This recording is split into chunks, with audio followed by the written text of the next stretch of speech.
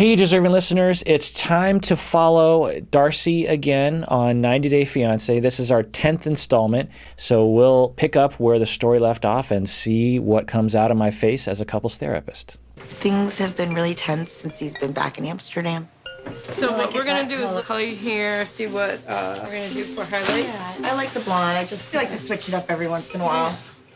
I haven't seen my cousin Monique since before Jesse's last trip to America. So in a previous episode, Darcey went to Monique and asked Monique, or confided in Monique about her situation with Jesse. And Monique fell into a very common trap that I would say is almost universal for friends and family to do when you're triangulated in. If you don't remember, I talked about how Bowen observed that when two people are in conflict, typically a third will be triangulated into that conflict. Jesse and Darcey have tension and conflict, and Monique is now being asked to be participating as a third element in that conflict. There are functional ways to triangulate, and there are dysfunctional ways. A functional way is a way that you triangulate in a way that helps the two resolve their conflict. A dysfunctional way is when you involve yourself in the triangulation, you perpetuate or even worsen the tension and conflict. You don't elevate the system to a new, more functional, more optimal homeostasis. And almost all the time, not all the time, but a lot of the times, the instinct anyway, is when you're being triangulated in, that is to side with your friend and to bash the other person.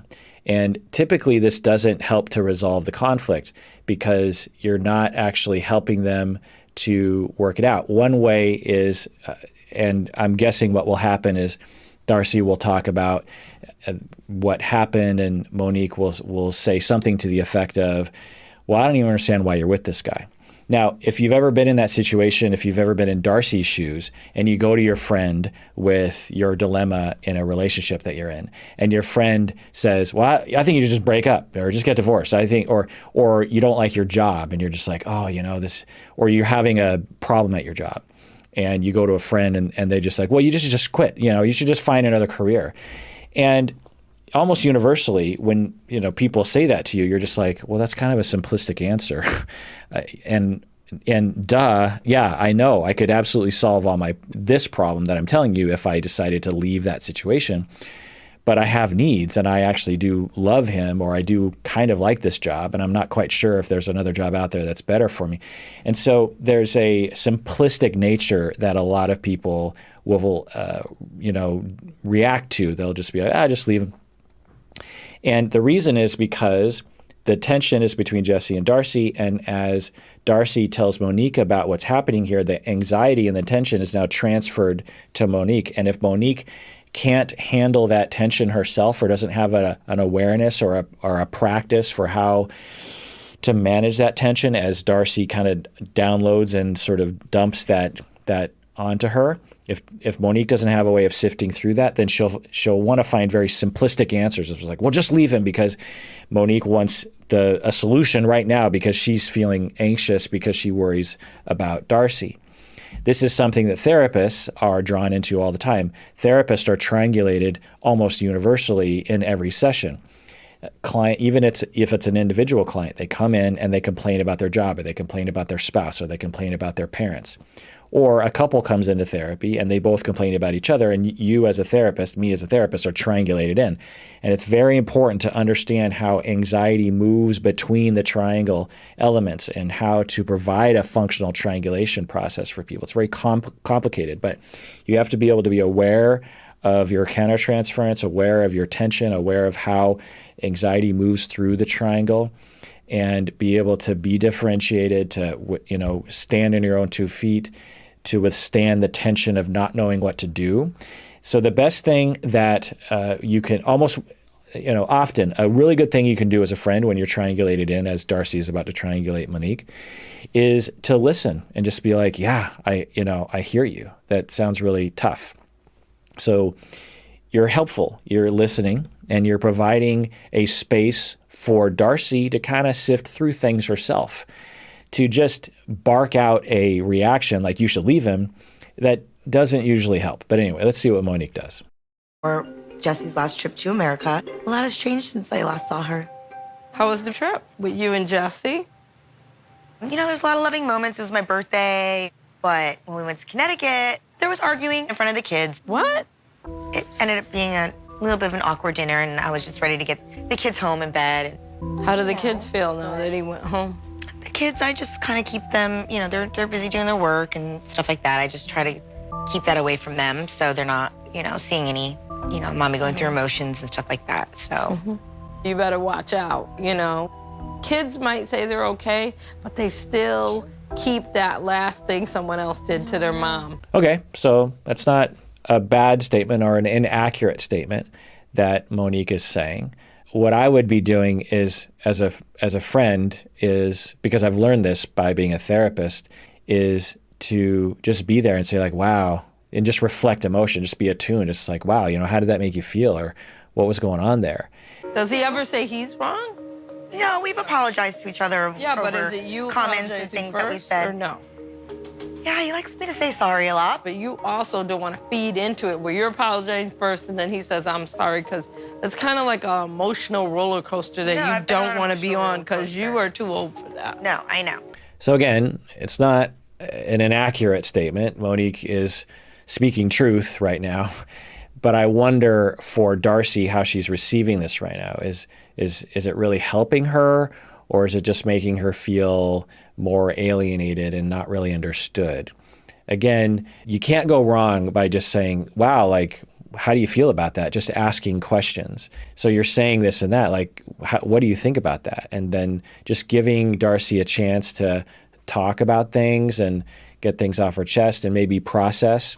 Phenomenological listening, I want to maybe go into this a little bit. So I don't know if I've talked about this before. I know I've talked about it before on the podcast, but I don't know if I've talked about it on the reaction videos. Is that when you listen with positive regard and with curiosity rather than injecting your own ideas about something, it has a magical effect, not magical, but it has a transformational effect on people often.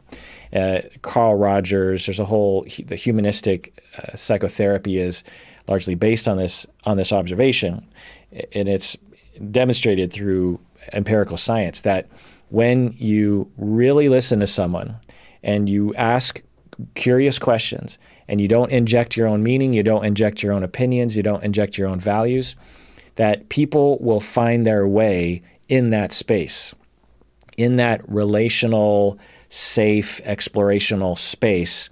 People tend to gravitate towards health. And you find that in a number of different arenas, whether it's depression, anxiety, or relationships. And the way you do that is you try to put aside your own interpretations and your own values and your own, if this was your life, this is what you would be doing. And you try to get rid of advice, and you're just really listening, and you're curious. You're just like, what was that like for you when that happened to you? What was that, or as you talk about it, what was that like for you? Now, there's a way to do it with a client, there's a way to do it with a friend, but the mechanism is the same. And if you're anything like me, when I'm telling someone something that I'm struggling with, I just want them to listen. Now, just listening, I have trainees that will say that. It's just like, well, I feel like all I'm doing, I'm just listening. And I'm like, just listening is the backbone of our profession and the backbone of any good relationship. There's this notion out there for both therapists and lay people that when the Darceys of the world confide in us, we have to tinker, we have to give advice, we have to figure out what to do with it, we have to Dr. Phil them rather than Carl Rogers them. And when we Dr. Phil people, it's often, the Darceys of the world just be like, okay, well, duh, or geez, I don't really feel heard right now, or now I'm even more confused, I don't know what to do. It's better for Darcey to come to her own conclusions, and she can only do that if she's given a space relationally to do that. We often think, well, why doesn't Darcey just do it on her own? Well, we do almost nothing on our own, and the notion that we can just sit there and like figure things out isn't very accurate. That's why therapy exists. That's why confiding in other people exists. That's why we have relationships.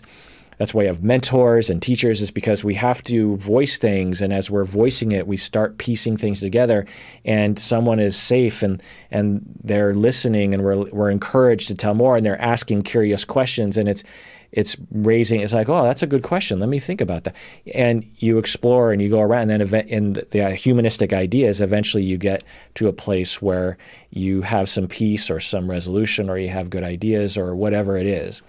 And so, if you're a therapist, I hope you understand phenomenological Carl Rogers sort of thing. A lot of times trainees will walk away from training in Carl Rogers. Maybe they had a week on, Carl Rogers and humanistic psychotherapy, and they're like, oh, okay, listening skills. No, it's reflective listening. Yeah, that's a part of it. But, that's like saying being in love is complimenting someone. It's like being in love is such a grand, all-encompassing experience. To reduce being in love to complimenting someone is ridiculous. To reduce phenomenological listening and exploration to reflective listening is way oversimplifying things. It's a mode that you get in as a listener. It's a whole paradigm shift that therapists have to go through, that many therapists never go through, honestly. If you've ever been with a therapist that you didn't quite vibe with, I'm guessing for many of you, the therapist was not really listening to you, wasn't really curious about your experience, wasn't really open to your meanings and your existential values as you navigate through your life. They were jumping the gun and either misinterpreting you or providing too quick advice or, providing skills and this kind of thing. So anyway, I'm ranting. Let's continue watching. I flew back to New York to see Darcey. I haven't told Darcey exactly why I'm here, but I'm coming to have this serious talk with her and this relationship. I'm not a man of hey, it's a phone call or a text message. It's not the man I am. It's not the integrity and respect I stand for. So I need to end it in person. It's sad. So aside from all the other toxicity we've seen prior to this moment, I will commend Jesse for this value. It's something that not everyone shares this value, and I wish that everyone did. There's not a lot of good modeling out there around this. There's what I believe to be a moral and ethical way to break up with someone. Obviously, it depends on the situation, but what I see a lot of people doing is they are like, oh, I need to break up with someone. And they think, oh, this is going to be ugly.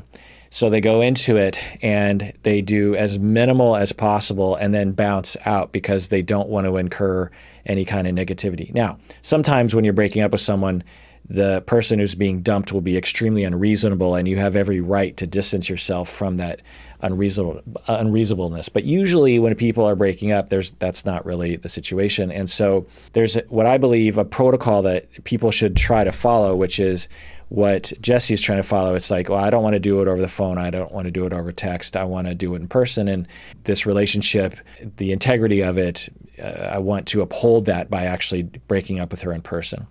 Actually, it's beyond that is often even more important.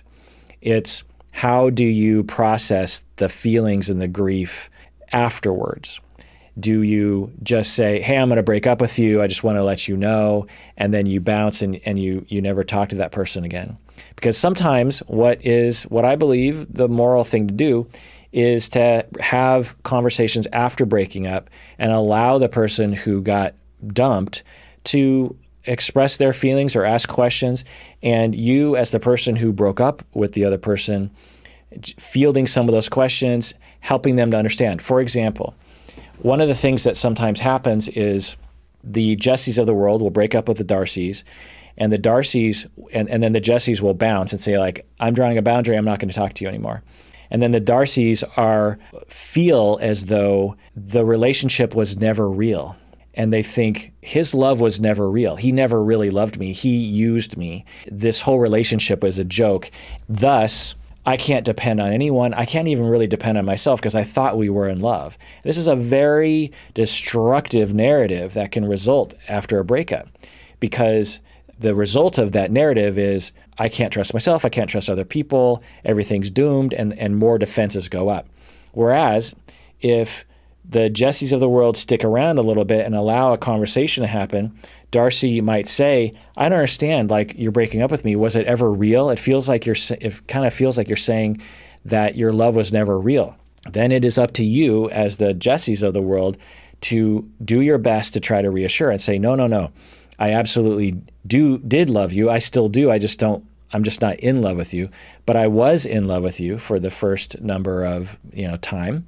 And that was real to me. It just changed. And then the Darcys of the world say, well, why did it change? And then you could try to provide your answers, but sometimes maybe you just don't know. You're just like, I don't know. The conflict we went through, I'm not quite sure why I fell out of love with you. I just did, and I'm really sorry about that.